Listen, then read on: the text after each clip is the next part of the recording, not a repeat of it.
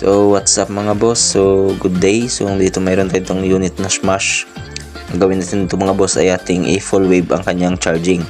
So tinanggal ko ang lumang regulator niya mga boss. So ito yung ating ipapalit, yung pang Skygo. So minsan yung nagamit yan mga boss ay yung Liwa na brand, kaso hindi tayo nakabili ng Liwa. So yung ginamit natin dyan ay pang Skygo mga boss. So tinanggal ko yung kanyang stock. So kinabit ko muna itong bagong rectifier, itong full wave.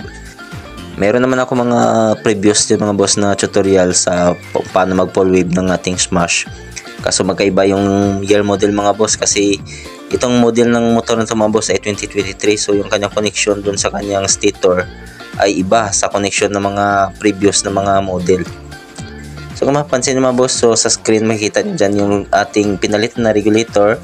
Mayroon yung wiring, yung yellow at pink niya mga boss, direct natin yan sa ating stator wire.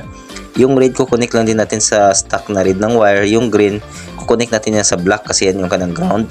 Din yung black mga boss ng ating bagong regulator mga boss ay kukonek natin yan sa yellow. Din lagyan natin ng extra wire mga boss at itatap natin yan dun sa ECC wire. Doon mismo galing sa susian para magkaroon siya ng supply. Ang purpose niya mga boss ay yan ang magko-control ng ating voltage pang hindi mag-overcharge ang ating battery. So yun mga boss, baklasin ko muna itong cover ng kanyang magneto at papakita ko sa inyo mamaya kung ano ba or saan ako nag-tap doon sa loob.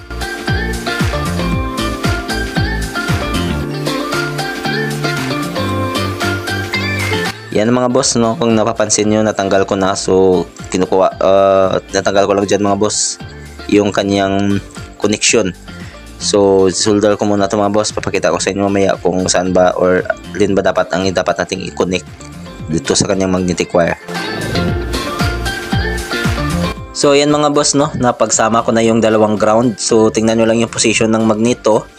So yung dalawang ground mga boss ay pinagdugtong ko silang dalawa, no, naglagay lang ako ng extra wire. So dyan sa binilugan ko mga boss, dyan ko tinanggal yung dalawang ground. Yung yellow wire na nakakonected dyan na nakasolder at yung magnetic wire dun sa kabila ay pinagsama ko mga boss. So dyan sa kabila mga boss ay mayroon yung natirang dalawang magnetic wire, yung may bilog. So wag na nating tanggalin yan mga boss. Sana nasundan nyo ang video ko. So ayan, ayos ko na ang kanyang wiring. So okay na to. So ibabalik ko na lang ito.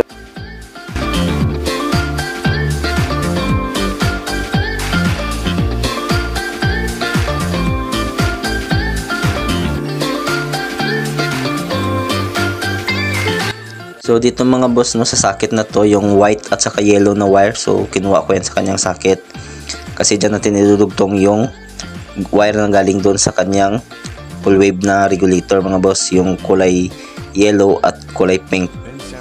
So yan mga boss, so yung isang socket na yan mga boss, yan yung kanyang pulsar, yung kulay green at kulay blue na wire. Ibabalik natin yan doon sa socket na pinagkuhanan natin kanina mga boss, ng kung saan tinanggal yung dalawang socket.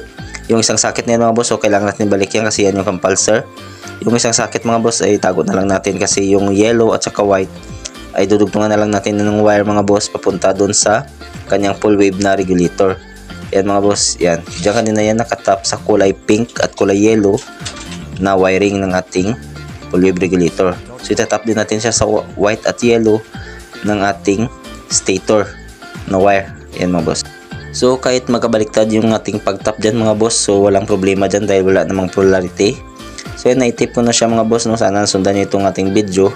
So okay na yun mga boss, so subukan na lang natin kung okay na ba ang kanyang charging. Magabi, erib.